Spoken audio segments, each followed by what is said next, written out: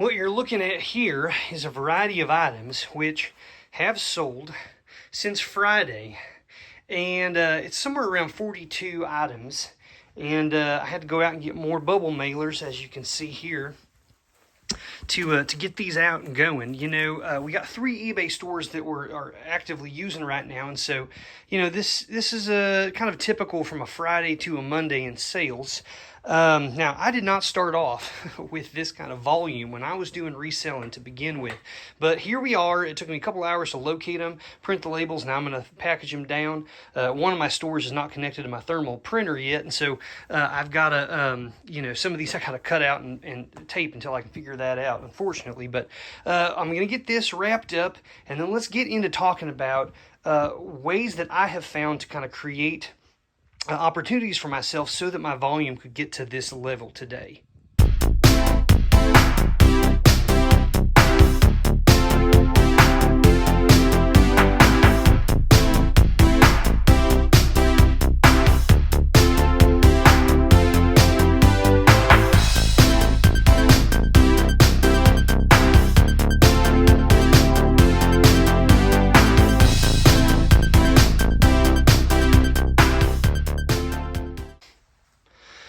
One of the things, folks, that will help you if you want to resell, and a tip I can give you, is to look in the places that other people do not.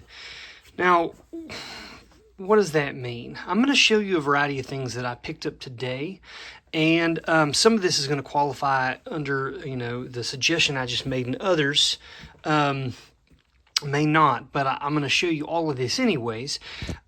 Going back to what I said is looking in places where others do not. There are certain areas in thrift stores that oftentimes a lot of people do not pay a whole lot of attention to, other than maybe a specific set of people.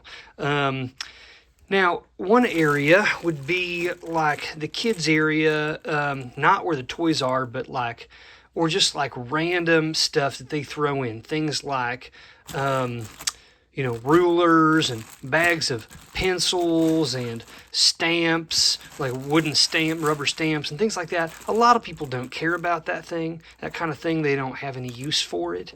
I'm going to give you 2 examples of things that I came across today. One is these, and the other is these. Now, what you're looking at here are actually antique. They were in a section that had stuff like, you know, notebook, like notepads with, you know, old notepads that people used to carry around and make notes and different stuff that they had for 50 cents, $1, bagged things that most people just pass by. But what you're looking at here are old cigarette cards. These would have come in packages of cigarettes, and these are probably from like the 1930s, would be my guess.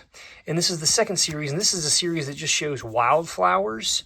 Over here you've got some interest in birds, eggs, and so I've actually laid these out. These can be sold individually, certain sets and certain topics. Like they've got all kinds, folks. One's on film stars, and one's on trains and airplanes and you know, sports players and all kinds of stuff. And then these, which are quite colorful still, even and interesting looking because of the way that they're designed, birds. So what I'm going to do is I have a handful of some small picture frames that I paid 35 cents for at a thrift store. And I'm just going to get a piece of black construction paper, cut it out, and then I'm going to take double-sided tape, and I'm going to stick these puppies down in there and frame it out. So these 3 would go vertically like this. These 3 would go horizontally like that. And this is the kind of thing a person can throw up. I paid 50 cents for a bag that had these and others, including these, which I'll get to in a moment. And these could be sold for $3 to $5 a piece.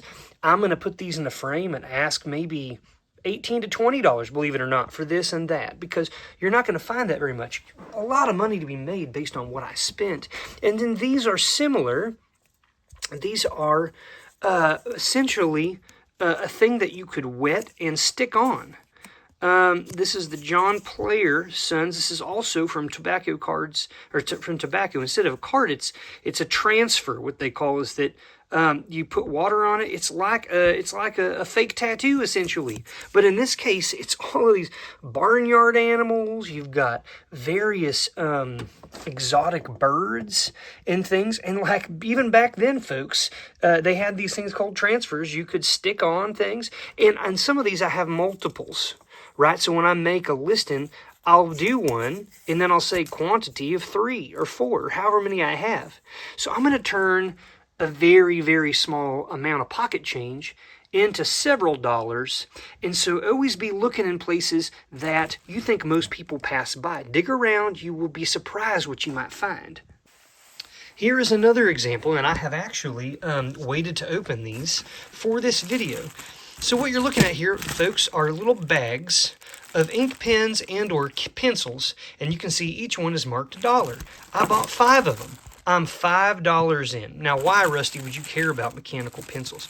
Well, first of all, they're still fine. They're functional. Most of them can work. So a person who would rather buy something cheaper than what it would cost to buy it out in the store is going to be interested and maybe look to get some. I'm going to dump all these out as we're talking, and I'm going to show you exactly why I bought these. So we've got various kinds, as I can see already. We've got some newer ones. We've got some older ones, and frankly, folks, the older ones are the ones that I'm most interested in. Though once I pull ones that I think have standalone value, once I pull those out, I can either use these around the warehouse if I need to, or I can bag them up and sell the rest of the quantity in one large lot, or I can sell them in small lots. Give me a second. I'm going to pull all these out and dump them in here, and we'll go through them. All right, we got these here. Remember, I'm $5 in on this. This was in an area, like I said, you had old things that would go in old trapper keepers, and you had boxes of half-used crayons and broken items and stuff, most of which probably should have just been pitched, but they thought, well, maybe somebody could get some use out of it, we'll just donate it. And so as I go through here, you're going to see, like, I could make a lot of all just red ink pens if I wanted to. We've got clicker ink pens. So the first thing I do here is, obviously, I'm going to sort these things out. Here's a nice deluxe uniball ink pen. Who knows if it works well or not? I don't really know. A clicker pen. So what I'll do is I'll separate these out into similar kinds. But I can already see, look at this. We definitely have some nicer, similar sized mechanical pencils that twist.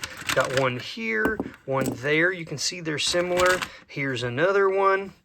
There's probably a few more in here, like here and here. And these are a little bit older. These are not the same as some of these other ones. But look at this. We've got some nice mechanical pencils here. And these even say U.S. government on them, which is interesting. Look at that. U.S. government. Why? Oh, why is there U.S. government mechanical pencils? Let's see if I can get the brand on that. If it'll zoom for me. I don't know if it will or not. It's thinking about it. I'm trying to see what the brand is. I can't quite tell. But these are strange. Why are these in Western North Carolina? I don't know. I'm going to pull a few more out. I can see a handful here. Look at this. Look at all of these. Now, these were not in one bag by themselves. These were mixed in, and that's why it made sense for me to grab all of these that I could. That may be most of them, but maybe not. Wow. Look at all of these. Guys, these certainly are worth more than $5. Easily worth more than $5. I don't know. I could sell these individually. Again, one listing, and then you say quantity of however many you have, or maybe you make a small lot of them. But as we jump back in here and we take a look, those of you who might be ink pen or pencil enthusiasts are going to see some of the same things, folks, that I'm probably seeing, which is that we have a couple of older ones in here. Here's a pencil that says contains 3 leads. And you know what? I have leads here that I've found as well. So these are some nicer quality mechanical pencils. I could sell them with some lead with them, or I could sell them by themselves. But look at this. Look, I see a couple of things that have jumped right out at me. And I saw this before I bought them. This right here is a nice quality mechanical pencil, and it is the Schaefer brand, Schaefer, which is a very collectible brand. This mechanical pencil alone is worth more than $5. I can tell you that right now. And as I look in here, I see another, probably a Cross brand, although I haven't looked it up to see. Oh, this is interesting. Look at this emblem. It's almost like a medical emblem of some kind. But it is a cross. I see it says Cross USA. It's got this little, almost like a health-related emblem. I don't see any name or anything on it. But this certainly is a certain model, and I don't know what it is. But these two are quite nice popular vintage brands. And so, again, most people, folks, they would have looked at this, U.S. government, another one. Somebody had a bunch. Someone's working in the U.S. government over here, folks. I don't know who it is. But I'm happy to use their pencils since they don't want them anymore. I'm going to make some really good money on this, guys, out of $5. And it's all because I didn't just look at the half-used crayons and move on. I actually dug in there and I found a treasure. It doesn't happen every time, folks, but whenever you're spending $1.50 at a time, it's not a big risk to get something and see if it pans out. Now look at here. I've got a nice lot of newer but still functional mechanical pencils with decent erasers with lead in them. I got a handful of just general ink pens that can be used around the warehouse. Here's some nicer ink pens that could be sold or used. And then look at this. This is like pretty good, like a secondary quality, a little bit higher quality than these. Even better vintage ones, even better than those U.S. government ones, and then these two that I'll sell individually.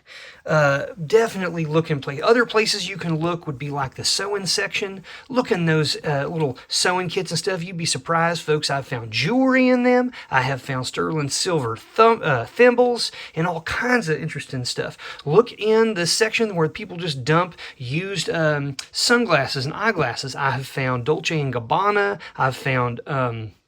what else have I found? Gucci, sunglasses, things that I sold for $50, $60, $75, and I paid 50 cents for them. You never know, folks. Next time you go in a place, pay attention to the spots you usually ignore. Go over and look in those sections and see what you might find. Well, it's happened again, folks. We've come across something that we don't know what it is. And doggone it if we don't need a professional in the house. So we've called...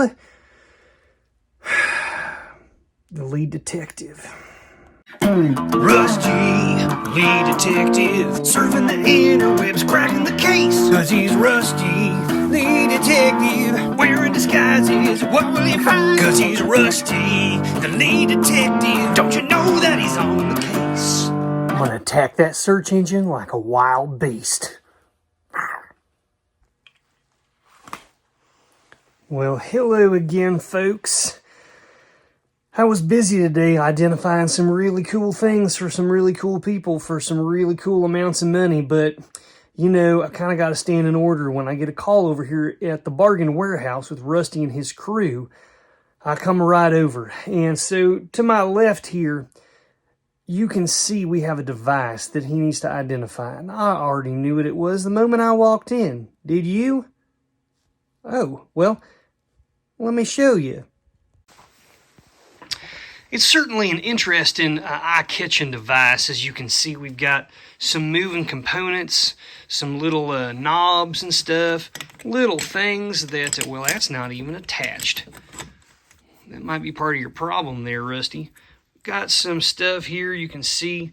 Looks like you can look through this little deal. So the first thing you want to do, of course, when you find something like this is see, is there any identifying marks? And pretty quickly you can see that this right here says Carl Zeiss Jenna number, and it has a number. That helps with looking it up. But what is this contraption? What could this possibly be? It definitely is older. It's not new. It is also quite heavy. Look at how complicated this device is. Parts moving here or there. But if I were to lift it with one hand, this probably weighs something like 35 pounds, no joke. It's all cast iron. And Carl Zeiss is well known for producing things like lenses in old cameras and projectors. That's what I have seen his stuff in the most.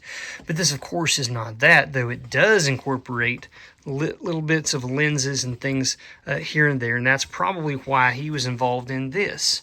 It's probably best for me to just show you online, but to answer Rusty's question, what you're looking at here is called a Pulfric refractometer.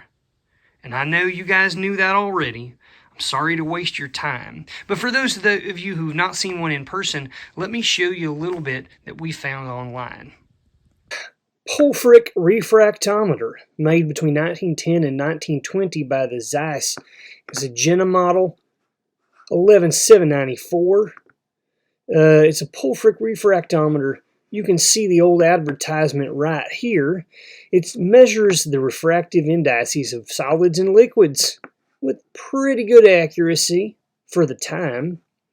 It has the refractive index and a horizontal surface where the prism would be applied. If the substance is solid, it would have two faces. Yada yada, other stuff that's common sense to most people. Not a big deal. Kind of surprised you didn't know what it was. Kind of surprised I'm coming out for such simple identifications these days, but that's fine. Anyhow, you can see that back in 1910 and 1920, these were going for about $115. What is the resale value of this today? Well, it's hard to tell. Yours is missing a few components. Also, the only ones I can find for sale, well, I can't really find them for sale, to be honest with you. They're in a couple of museums, but that's it, sir. Good luck to you. Well, thank you so much, lead detective, for figuring that out for me. I could have done without the condescension, but I guess that's neither here nor there. I was asking for it. Silly me. Of course, it's a Pulfric refractometer. Apparently, several people out there have these in their houses even today. It's a common thing. And so, silly me, but we're going to get out there and do our research and try to find out what value this might have real soon, and we'll get back to you when we can.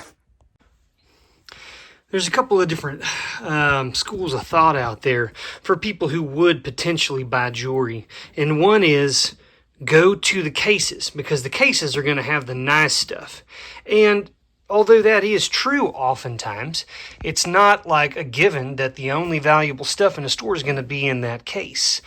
Another school of thought is don't go to the case, because the stuff in the case is always going to be too expensive, or it's going to be more money than I want. I'm looking for the deals, which is also not always true. So if you're the kind of person that always goes to the case and doesn't mess with the costume jewelry, I would like to encourage you to go check out costume jewelry. Here's why. Here's a few pieces that I bought today that were in the costume jewelry area, however, are nicer than that. This right here is a bracelet. As you can see, if it will zoom in. And these are genuine cultured pearls with sterling silver beads in between them as spacers from time to time. It has a little charm at the end of it here with a heart, but if you flip her over, you'll see that it says Israel and it says 925. So this was made in Israel, and it's made of sterling silver. All of a sudden, the $3 I spent on this is going to turn into quite a bit more money, $20 or $30, because these are genuine pearls and this is made out of silver. This right here, I paid $8 for, which is kind of high for costume jewelry. I think they priced it because it was large. But what you're looking at here, folks, is a piece of sterling silver, a solid piece with polished onyx. Now, not everybody would have found this and known what it was, but there were a couple of telltale signs for me. It was not marked sterling or 925. So, the people selling it, even if they knew how to test, wouldn't probably feel confident listing it as such without their ability to verify what it's made out of. Second of all, a lot of people don't know their stones, so they wouldn't know that this is onyx. Third of all, if I look at it really closely, and I mean real closely, for example, where this has been soldered onto this piece, do you see this light brown kind of texture around the edge here? That is tarnish.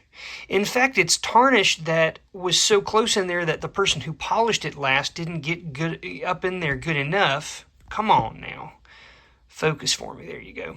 To actually polish that edge. And if you look on the back, do you see all of these little lines? This is a result of someone polishing this with something that was more than like a little rag, a little piece of cloth. So they scratched it while they were polishing it. $8. This is probably a $75 to $100 piece of jewelry, and I paid $8 for it. And then my favorite item today is these earrings right here. Let me see if I can zoom. Right here we go. Okay, now look at these. They're gorgeous, folks. Look at that shine. What you're looking at, folks, is not costume earrings. If you flip it over on the back, oh so tiny, there's a little stamp right there. It's upside down, but it says 925. Yes, even though they're gold in color, these are sterling silver. And this stone that you see, this facet cut stone, is a garnet. These are vintage sterling silver, large. I would venture to guess maybe a 6 carat probably per stone garnet. These would be considered bohemian. Probably came from the Czech Republic or Austria or somewhere over in that region, possibly Germany. But they're beautiful. They're worth more than $5 that I paid, wouldn't you agree? This is what happens when you take a look in the costume area. Now, of course, you have to have some experience with it. You have to have some knowledge with jewelry. Now, I've held thousands upon thousands of pieces of jewelry, and so I learn as I do it. Here's a few more pieces that are really pretty. All of the stones, the rhinestones here are intact, but look at the detail work on the motif around this. Absolutely beautiful pendant. My guess is this is a vintage Austria or possibly Czechoslovakian piece as well. It features some green Czech glass beads here. It's quite heavy, so I know it's glass and not just plastic. Here is a gold-filled Victorian era locket. You're looking at late 1800s, early 1900s. The mark is not on the locket itself, but it's on the back of this fairly simple, flimsy type clasp. You can see right here on the back. If I can zoom it in, it'll say 1/20th 12K GF. Stands for gold filled. So it's has gold around it. And then none of these have brands on them, but they're quite attractive rhinestone brooches, gold tone brooches. I can put some of these that maybe don't have the highest value in little lots, but I'll get more than $3 a piece for them in the lot. And then this reminds me kind of something that the Goldet brand would put out. And then there's a few others. It is not marked on the back, but it's beautiful. It's quite heavy. It's made probably of primarily brass, and brass and copper were heavily used during that sort of Edwardian, Victorian era for jewelry. And then lastly here, a lot of people pass up on the little jars or little bins that have watches, used watches. Sometimes they're $1, sometimes they're $3. I dug around until I found this. It's a Gucci watch. Now listen, it's not in the best shape, of course. You can see that there's heavy wear to where they've worn off the gold plating on this. That's not great. And since, but you can see the screws in the back there. That's how that would be screwed on. So if you could find a replacement, it'd look a lot nicer. But look at the back here. It looks quite nice. You can see it is engraved in the back there. It says Gucci. It's got that emblem. And then it gives me the model number and or the number that corresponds to either the model of watch or the movement, 2700L. These in good condition can sell for up to $350. This is not in great condition. I don't even know if it works. I've not messed with it. The crystal's got a little crack. But somebody will probably use this movement or replace it. It's worth more than $1, which is what I pay at this particular place when I find watches. Keep an eye out, folks, in the area that both you think might be too expensive, you might find something that's super valuable, or in the costume stuff, because I find silver and gold regularly. Here are just a couple of other things. Since they were sitting here, I wanted to show you. These, were just sort of in a bin of like junk, essentially. They didn't even bother cleaning them up, but they're actually quite nice. It says it's made in China, so, it's not like it's super vintage or rare, but it's in good condition. It's got a really good colored crackle green glaze on the top. Look how dusty it is. If you clean that off and you sell these as a lot, I could sell these for $20, $30 together, and I paid $6 for them. Over here for $3, and I find these for even cheaper all the time, are old vintage compasses or things used for drafting. National company, made in Germany. You can see this, 3310. I've got a reference number. $1, that's an easy purchase. And this is something that came in some paper ephemera.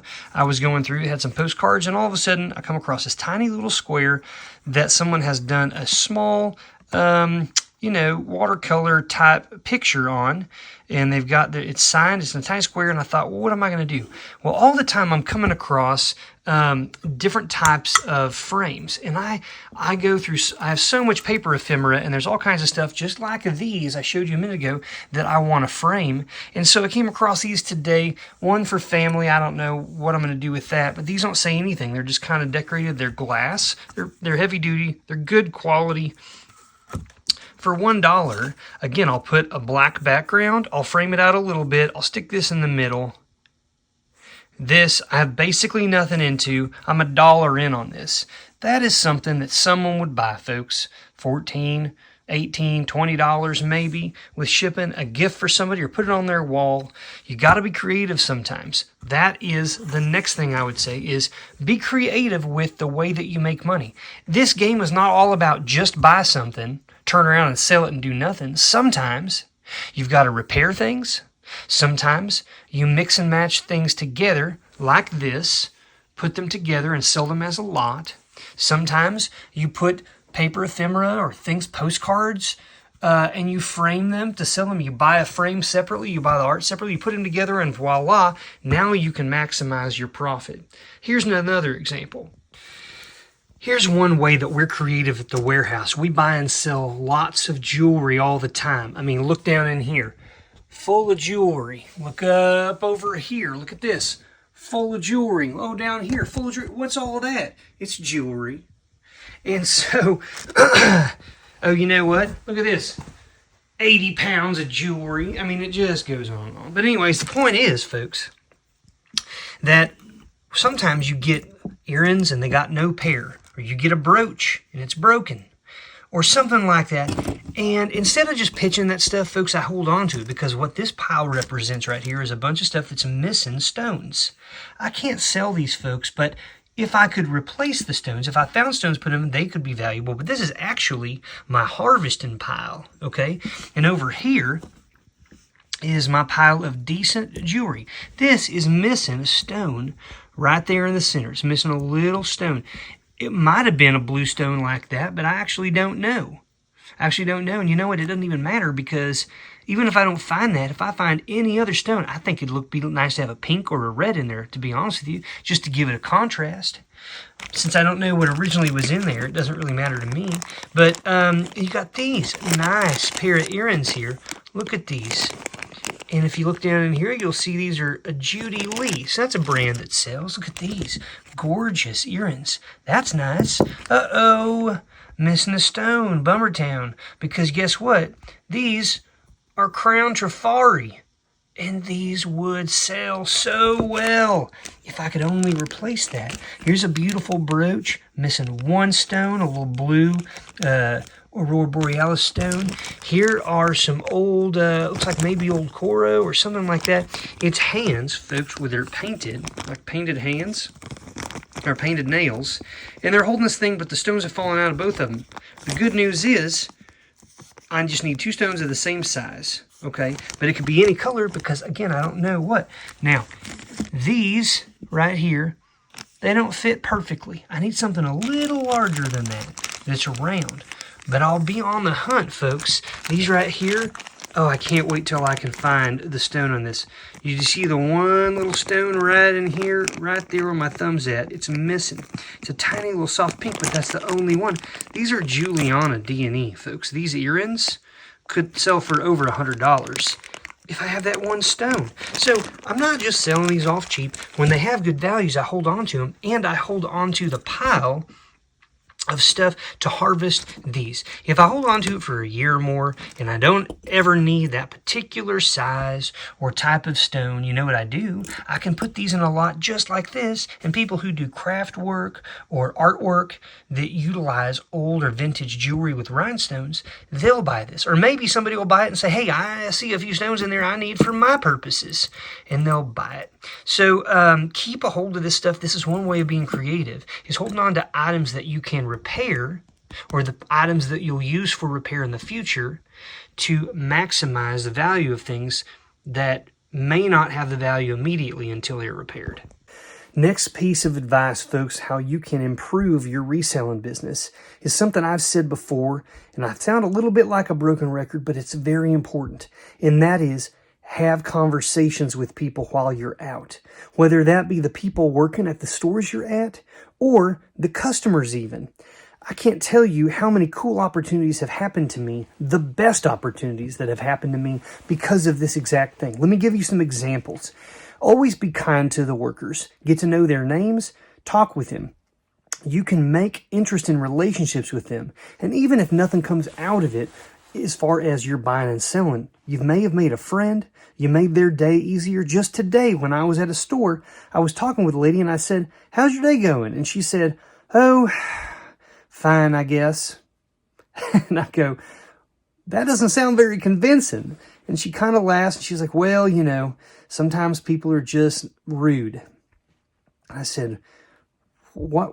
I'm thinking, why does a person have any reason to come in and be mean? And she goes, well, it's my fault. I chose to be in retail, so you have to deal with difficult people.